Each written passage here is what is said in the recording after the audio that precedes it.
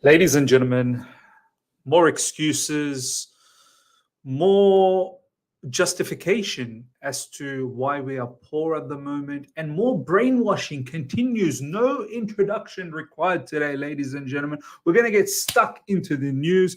Check this out. Mauricio Pochettino retains the full support of Eghbali and Boehly, with the first team staff and the Chelsea owners confident that results will soon start to reflect the data they're carefully studying during what has been a run that has included just one victory in the opening 6 Premier League games. This is coming from Matt Law. Ladies and gentlemen, further goes on to say, having been hit by an early season injury crisis, Chelsea are underperforming their expected goals rate and lie 5th in the Premier League table for expected points, which is the biggest disparity in the top flight football at the moment. Look, I don't know what to say, ladies and gentlemen. This whole thing about looking at data and justifying our situation is absolute foolery, and it makes my blood boil. It makes me so angry. The only truth you need to look at is we've got 5 points out of 6 matches, and enough with these excuses. For once, actually have the balls to come out and just go, do you know what, this is not good enough. This is not good enough. I'm not going to look at all of this data and give myself some context, because the context is, at this rate, we are going to get relegated. We're going to get relegated. So the quicker we start smelling the coffee and realizing that things need to change, we must change it. This is exactly what we did last season as well. The data looked very good for us. The data under Graham Potter looked very good, so much so that Graham Potter would come post-match, would actually say, XG says we won the game, when in essence we've lost. I'm not going to go into the whole nitty-gritty of what the XGs of other teams are doing. I've just seen Yunus's video as well, and he's illustrated and demonstrated that perfectly. There are other teams below us, apparently 7 other teams below us, that have a better data set than us. What? We're all gonna rise together? We're all just gonna flip the table over. Whoever's in the bottom will be first, and whoever's on first will flip it. Will flip it and go to the bottom. It's about achieving, overachieving, underachieving. Right now, we are massively underachieving. With the level of the quality of squad that we have, we are underachieving. And it's not because, the stats are showing that we're going to turn this around. It's because clearly a large portion of it is our manager is making some eye-gouging, big mistakes. He's making some proper big mistakes. You look at all of our lineups in these first 6 games. You look at the personnel used in for those roles where they've been used. You look at the way our system is set up. There's massive flaws. When are we actually going to say, when are these owners or the board are actually going to say, wait a minute, hold on a second. We'll keep the data and all of that aside, because we can watch games. We don't need data to give us, and aid us to make a decision on what to do.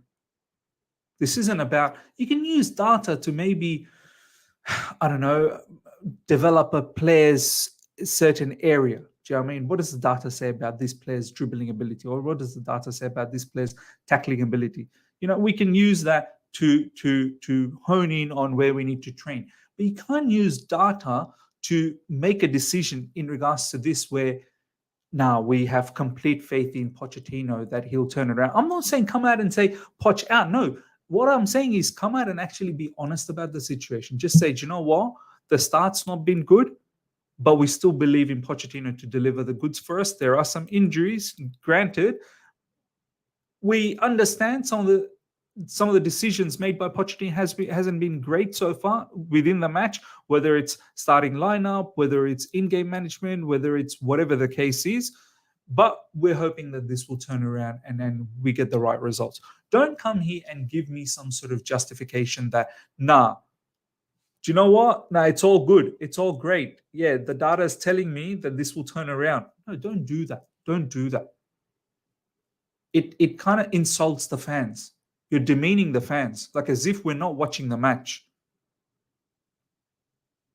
Go out there and start winning games. That's what it all comes down to. Go out there and start winning games. I don't want to hear against Brighton next up or Fulham or Burnley, but we played well. We played well, but we didn't get the 3 points. Enough with this. We played well.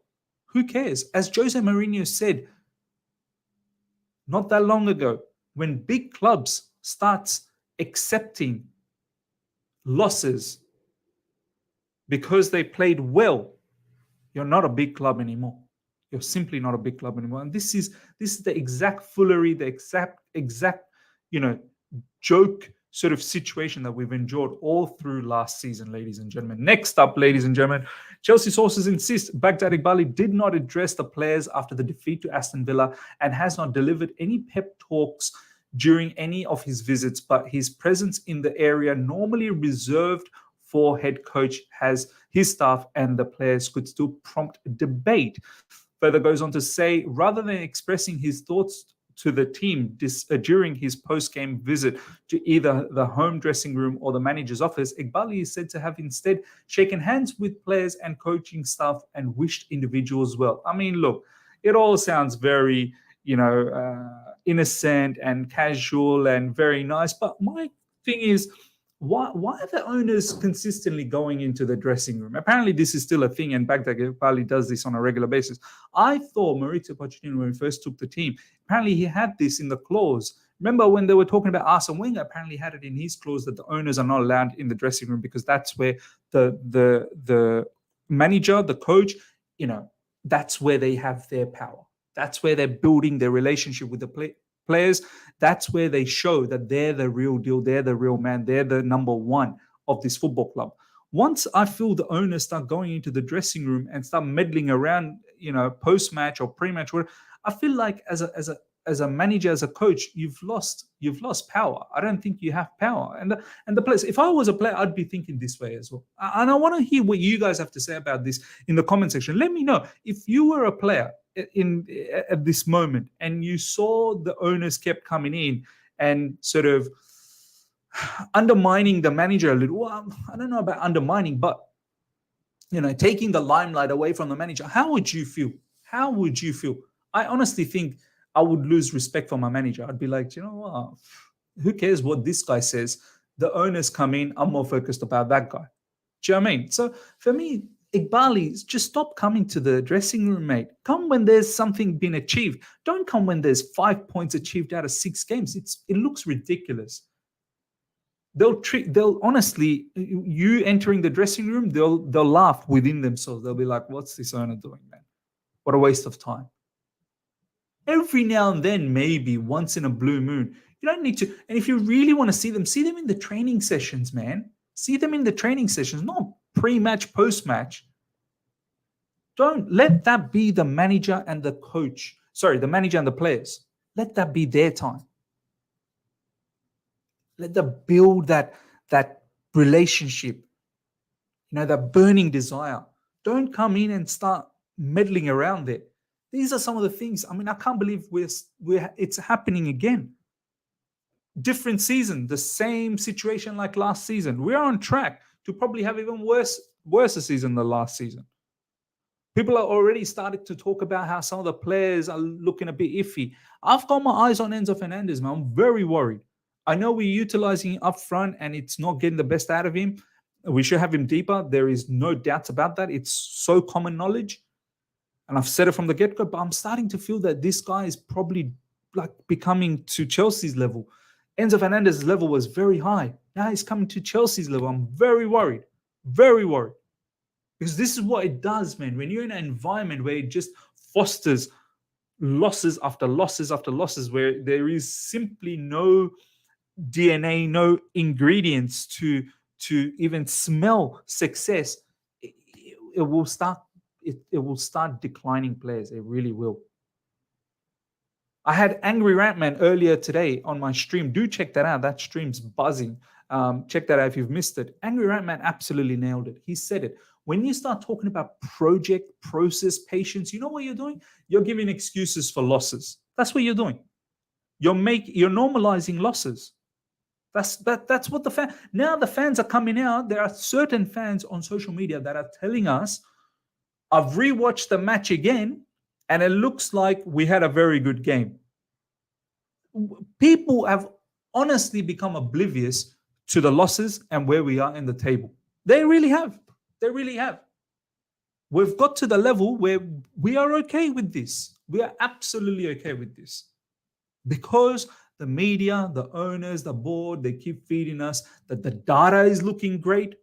We need to appreciate the process, whatever the hell that is. We need to understand the process, stay patient. Hey, just say accept losses. How about that? Cut all of this bull crap and just say you need to accept the losses. Just say that. Much better. Don't build us up to where you said once upon a time, we need to win today, we need to win tomorrow, we need to win the day after tomorrow, we need to win the day after yesterday, we need to win everything, the Premier League, the FA Cup, the Carabao Cup, Champions League, this and the other. Don't build us up that way. Just say accept the losses. Accept the losses. We've got a lot of young players. Just accept the losses. Hopefully it'll come around. We may have to suffer like this for 5 years if need be.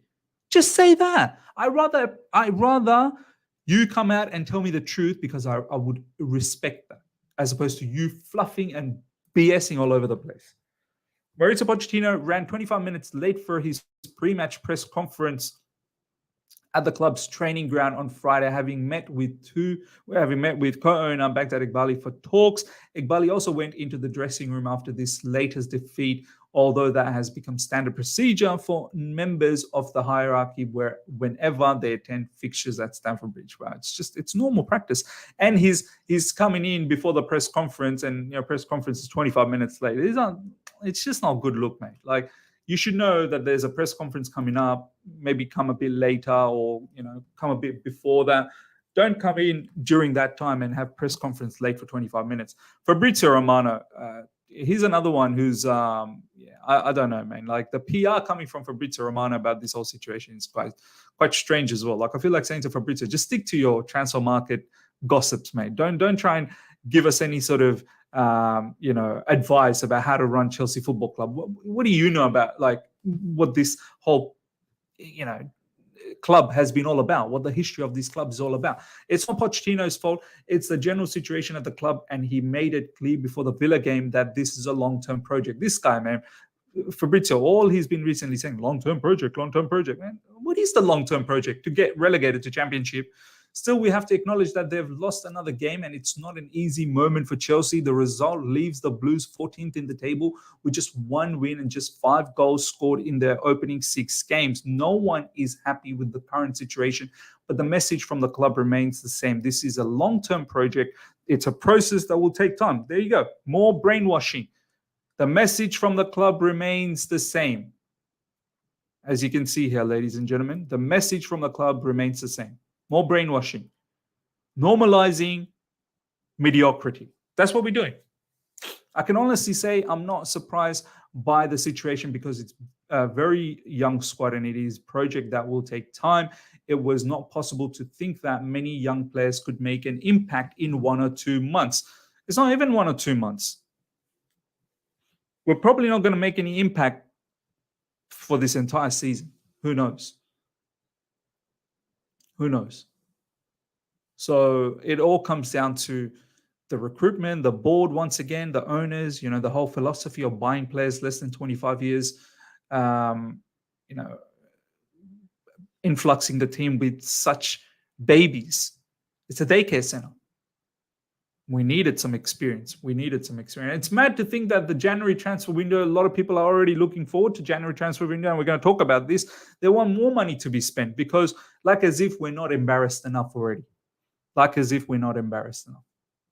clearly seems like there's been a misuse of money, and now we need to spend more money to fix the first misuse of money. Despite spending 1 billion, Chelsea believe they may need to enter the market in January. Ivan Toney is almost amongst their targets. Like, despite spending 1 million, listen to this. We've spent 1 billion and we still don't have a striker This is what the media is going on talking about it, which is somewhat correct, of course. Nicholas Jackson seems to be the only striker. I know we've got Amanda Broja, but Broja is just coming back from injury. We needed to add someone. I know a lot of you guys wanted Vlahovic. I may not have supported Vlahovic per se, but I would have liked a different style of a striker. I did say about Kolomoani, for instance. I did talk about even Lautaro Martinez to a certain degree. I didn't want it, but something that seemed like Pochettino sort of favored. I did say about Dybala just behind the striker would have been nice as well. João Felix is someone we could have utilized as a false nine. There were different options. There were definitely different. Mediteremi was one that we've asked for, the Porto player, a bit more experience. So it's not like we didn't want a striker. We wanted someone in. I even entertained Balogun for a little bit, but obviously the price tag for Balogun was mad. So yeah, it is strange. After 1 billion, we still don't have a striker. Chelsea and Arsenal have been told the potential conductions of the Ivan Toney deal. Both are interested in the player. Look, if seriously came down to two clubs, if I'm Ivan Toney, I'm choosing Arsenal Football Club. Like, unless Chelsea's throwing immense amount of money. It's a no-brainer. What am I coming to Chelsea for? To be 14th. At Arsenal, they're competing for the league title, presumably. They're in the Champions League. They're competing for all the cups, and they're in a better state than us at the moment. Ivan Toney will 100% start at Arsenal Football Club. There's no doubt about that. They'll bang in a lot of goals. They'll create a lot of goals for him. It's a straight cut, like if it's between the two clubs. Let me know in the comment section, would he come to Chelsea Football Club? Now, few people leaving. I feel like some of these people, they are sensing and smelling something at Chelsea Football Club, and they're leaving before the building collapses, man.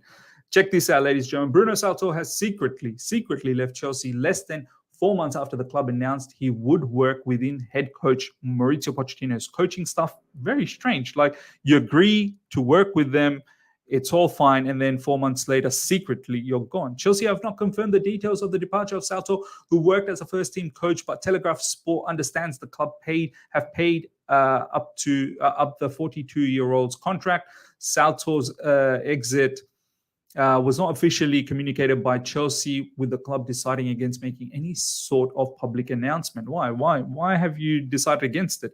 If it was so insignificant, a lot of people are saying, he's insignificant. If it was so insignificant, why have you not announced this one? Or maybe that's why. Maybe it is insignificant. That's why you haven't announced it. But look, bottom line, what I'm hearing is Bruno Salto apparently is a particular figure that a lot of players connected with. Like, these are some of the information that's coming out. There's a lot of players that actually felt quite comfortable with Bruno Salto. He did manage us for one game after Graham Potter. Actually did very well against Liverpool. But obviously didn't want to be a manager, and that's fine. But this is another thing. Like, it feels like the whole planning is a little bit shambolic. Like, if he wasn't part, this is how you look at it, right? You don't give someone an offer and state out that he's going to be part of the first team, and then 4 months later, it's gone. Like, you decide against it. Like, that for me is poor planning. That for me just shows that I don't think you really thought everything through. And this is how it feels like with a lot of the stuff that's going around at Chelsea Football Club. Some of the transfers as well. You look at Cucurella, for example. We brought him in, and now he's out of the team after one abysmal season at Chelsea, where everyone had an abysmal season. It just makes me think you've not really thought about anything. You're just gun-ho moving in a direction that I don't even know where you're going. Another particular legend of the football club this time has left. Chelsea legend Claude Makelele has recently left his role at the club as technical mentor. I'm not really sure, what does that mean, technical mentor? It sounds like quite deep, like he's there for motivation factor. Maybe he's there as a leader sort of presence for some of the young or even any of the existing players to look up to. He's also left as well, which makes me think, man, like, all the people that left last season, right? And on top of that, the people that are leaving, especially now with Claude Makelele as well, legend of the football club. What's there left? What, DNA from the previous regime is actually left anymore? Zero. This is a whole new Chelsea that does not look very good. The reason for his departure is understood to be mutual decision. Wonder what the mutual decision was, but bottom line, he's another person who's potentially just had enough maybe of where this club is going. So sad to see on top of everything that, Didier Drogba said last season, says Fabregas, they don't recognize their club anymore, this, that, the other. It is very, very sad. Let's have a look if there is any other latest news that's been popping up before we wrap things up. 4 minutes ago on Chelsea's recovery days, fitness work is still required and some element of training have been likened to being beasted in an army camp, such as the high demands and grueling nature of certain drills. I don't know, is that contributing to all the injuries as well? A sense that there are repercussions for slacking off has been created. Okay, well, very, very strange.